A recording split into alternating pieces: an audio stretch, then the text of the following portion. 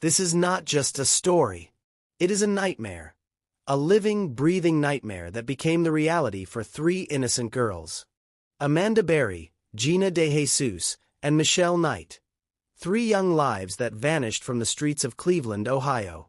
What nobody knew was that they weren't dead. They were alive, trapped, locked inside a house on Seymour Avenue, hidden in plain sight, for an unimaginable 10 years.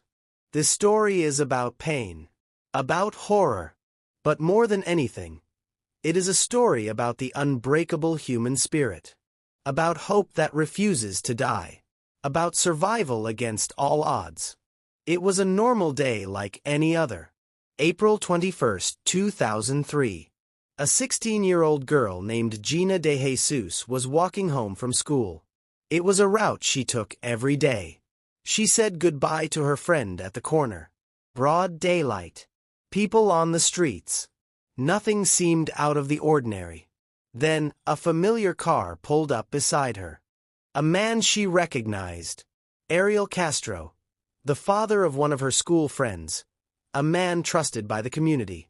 Smiling, he rolled down his window and offered her a ride. "Hop in. Your mom's looking for you," he said.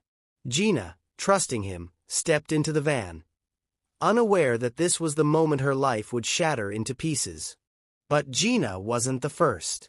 A year earlier, 16-year-old Amanda Berry disappeared while walking home from her job at Burger King. And before Amanda, in August of 2002, 21-year-old Michelle Knight had vanished. She was a young single mother on her way to a court appointment about regaining custody of her son. No one knew it then, but all three had been taken by the same monster. From the outside, Ariel Castro's house looked completely ordinary. A simple blue house. A quiet street. Neighbors saw him fixing his cars, playing music, and grilling in the yard. But inside, it was hell. Each girl was chained, beaten, starved, and kept in isolation. The windows were boarded up. The doors were padlocked from the outside. The girls were locked in tiny, dark rooms where they were abused physically, mentally, and emotionally. Michelle Knight suffered some of the worst horrors. Over the years, she became pregnant 5 times, and each time, Ariel Castro would beat her until she miscarried, stomping, punching, and starving her to prevent the child from being born. Amanda Berry, on the other hand, became pregnant and gave birth to a daughter, Jocelyn, in 2006. Incredibly, this child was born and raised inside that house of horrors, knowing nothing of the outside world. Despite the horror, the girls fought mentally every day to survive. They created imaginary calendars, counted days by pulling threads from blankets, and clung to any scrap of hope. Michelle often whispered to herself, "They can break my body, but they will never break my soul."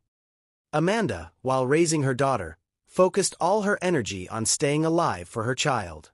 Years passed. Nobody found them. The police followed dead leads. Families held vigils, hoping, praying.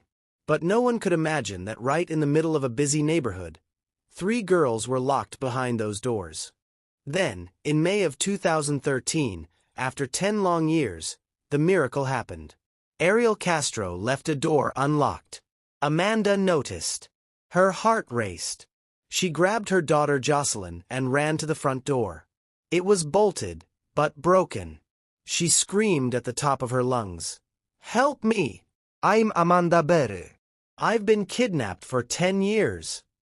A neighbor, Charles Ramsey, heard the screams. He rushed over and kicked the door open, freeing Amanda and Jocelyn. Amanda immediately called the police.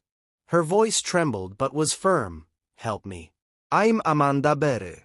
I've been kidnapped, and I've been missing for 10 years.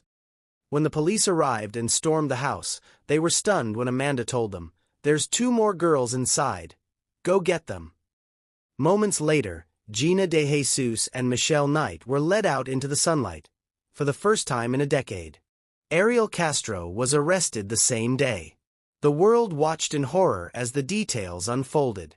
The man who had lived among them, driving a school bus, playing with kids in the yard, had been hiding 3 victims of unthinkable cruelty for a decade. He was charged with 977 criminal counts, including kidnapping, rape, and aggravated murder.